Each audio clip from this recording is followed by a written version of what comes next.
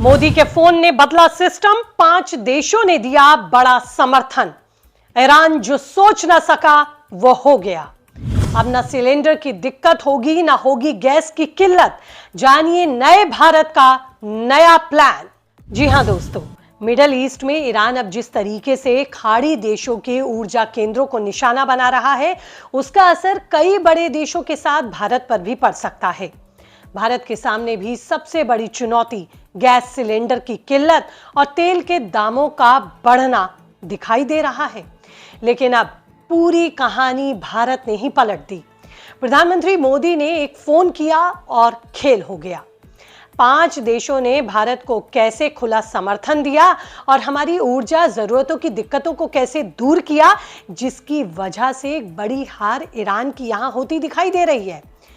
सब कुछ आपको बताऊंगी, क्या कुछ हुआ सिलसिलेवार तरीके से इस रिपोर्ट में, तो बने रहिएगा आप अंत तक मेरे साथ। देखिए दोस्तों, मिडिल ईस्ट में अमेरिका, इजराइल और ईरान के बीच लड़ाई चल रही है, जिसकी वजह से ईरान ने हॉर्मूज स्ट्रेट पर जहाजों की आवाजाही को निशाना बनाया है, जिससे वहां पर तेल गैस का ट्रैफिक लगभग ठप हो गया है। भारत का भी 90% LPG आयात इसी रास्ते से होता था। खाड़ी देशों से जो आता था इधर से ही आता था, मगर अब जहाज रुक गए हैं। LPG की सप्लाई बाधित हो रही है, जिसकी वजह से भारत में रेस्टोरेंट, होटल, फैक्ट्रियां बंद होने का शोर भी मचने लगा।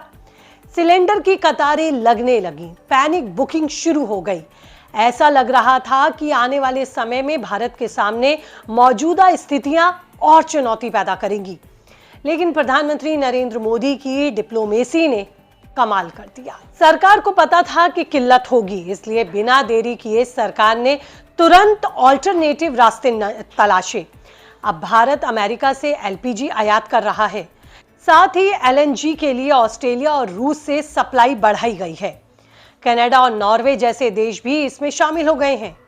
कुल मिलाकर 5 बड़े देश, अमेरिका, रूस, ऑस्ट्रेलिया, कनाडा और नॉर्वे ने भारत को उसकी ऊर्जा जरूरतों के लिए सपोर्ट किया है।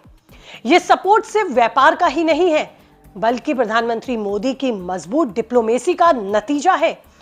रूस से पहले ही क्रूड ऑयल का आयात बढ़ा है, अब LPG और LNG में भी मदद मिल रही है। अमेरिका से ज्यादा LPG की डील फाइनल हुई, कई शिपमेंट्स भारत पहुंचने लगे हैं। ऑस्ट्रेलिया से LNG की सप्लाई तेज की गई। कनाडा और नॉर्वे से भी कार्गो लोड हो रहे हैं। मतलब ये कि ईरान के खलीफापन का तोड़ प्रधानमंत्री मोदी ने एक फोन कॉल से निकाल लिया, क्योंकि स्ट्रेट ऑफ हॉर्मूज पर उसका कंट्रोल अब उतना असर नहीं करेगा जितना ईरान सोच रहा था। भारत ने ईरान की उम्मीदों पर अपनी जरूरतों को देखते हुए पानी फेर दिया। भारत पहले 90% हॉर्मूज पर निर्भर था, अब क्रूड में 70% नॉन हॉर्मूज से आ रहा है। LPG में भी यही हो रहा है। सरकार ने रिफाइनरीज को ऑर्डर दिया है कि घरेलू प्रोडक्शन 28% बढ़ाएं। इंडस्ट्रीज को पाइप गैस या फिर ऑल्टरनेटिव फ्यूल पर शिफ्ट करने को भी कहा गया है। बताया जा रहा है कि प्रधानमंत्री मोदी ने व्यक्तिगत तौर पर इस पूरे मामले पर नजर बनाई हुई है और जरूरत के हिसाब से मदद वाले देशों से खुद बात करके चीजों को बैलेंस करने की कोशिश की है। विपक्ष बेशक माहौल टाइट कर रहा है। मोदी सरकार फेल हो गई, लेकिन मोदी ने अपनी डिप्लोमेसी से विपक्ष को फेल कर दिया। राजनीतिक जानकार कह रहे हैं कि 5 देशों का भारत के साथ खड़ा होना एनर्जी सिक्योरिटीज की बड़ी जीत है।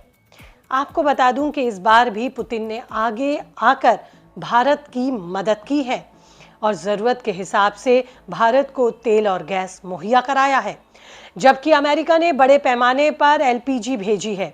ऑस्ट्रेलिया और दूसरे देशों ने भी साथ दिया। हालांकि नए रास्तों से भी शिपिंग टाइम ज्यादा लगता है, लेकिन सरकार ने इमरजेंसी स्टॉक और डोमेस्टिक प्रोडक्शन बढ़ाने पर भी जोर दिया है।